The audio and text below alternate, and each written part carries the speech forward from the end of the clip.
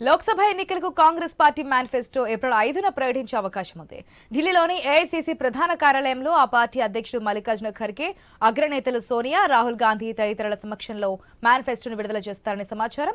April 6వ తేదీన జైపూర్, హైదరాబాద్లలో నిర్వహించే బహిరంగ సభల్లో మేనిఫెస్టోలోని అంశాలకు విస్తృత ప్రచారం కల్పించేలా మల్లికార్జున ఖర్గే, రాహుల్ గాంధీ ప్రసంగాలు ఉండబోతున్నాయని చెప్పి పార్టీ వర్గాలు తెలియజేస్తున్నాయి. ఇంటింటికి గ్యారంటీ ప్రచారం ఏప్రిల్ 3వ తేదీన ప్రారంభించనున్నట్లు కాంగ్రెస్ పార్టీ నేతలు వెల్లడించారు.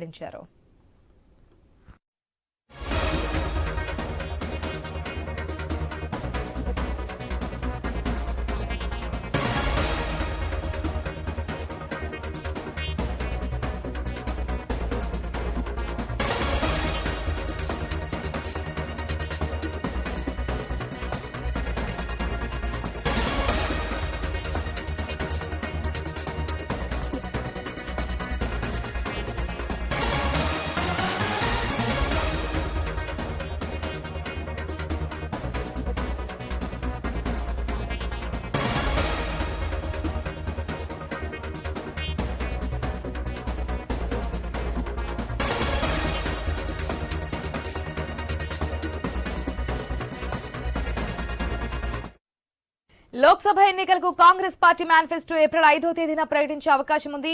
ఢిల్లీలోని ఏఐసీసీ ప్రధాన కార్యాలయంలో ఆ పార్టీ అధ్యక్షుడు మల్లికార్జున ఖర్గే, అగ్రనేతలు సోనియా, రాహుల్ గాంధీ తదితరుల సమక్షంలో మేనిఫెస్టోను విడుదల చేస్తారని సమాచారం. ఏప్రిల్ 6వ తేదీన జైపూర్, హైదరాబాద్లలో నిర్వహించే బహిరంగ సభల్లో మేనిఫెస్టోలోని అంశాలకు విస్తృత ప్రచారం కల్పించేలా మల్లికార్జున ఖర్గే, రాహుల్ గాంధీ ప్రసంగాలు ఉంటాయని పార్టీ వర్గాలు తెలిపాయి. ఇంటింటికి గ్యారంటీ ప్రచారం ఏప్రిల్ 3వ తేదీన ప్రారంభించనున్నట్లుగా కాంగ్రెస్ పార్టీ నేతలు వెల్లడించారు. దీనికి సంబంధించి మరిన్ని అప్డేట్స్ మా ఢిల్లీ ప్రతినిధి రామకృష్ణ ద్వారా తెలుసుకుందాం. రైట్ రామకృష్ణ.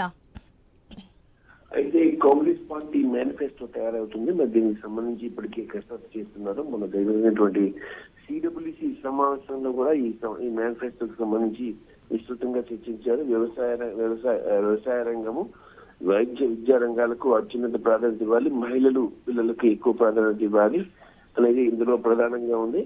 అయితే ఈ నెల 5వ తేదీన ఈ మేనిఫెస్టో దేశ రాజధాని ఢిల్లీలోని ఏఐసీసీ ప్రధాన కార్యాలయంలో మల్లికార్జున ఖర్గే విడుదల చేస్తారు. సోనియా గాంధీ, రాహుల్ గాంధీ, ప్రియాంక గాంధీ, అలాగే కేసీ వేణుగోపాల్, కాంగ్రెస్ సీనియర్లందరూ కలిసి ఈ మేనిఫెస్టోను రిలీజ్ చేస్తారు. ఇదే మేనిఫెస్టోకి సంబంధించిన కీలకమైన అంశాలను అటు జైపూర్, హైదరాబాద్ సభల్లో కూడా వెల్లడిస్తారని చెప్పేసి తెలుస్తుంది.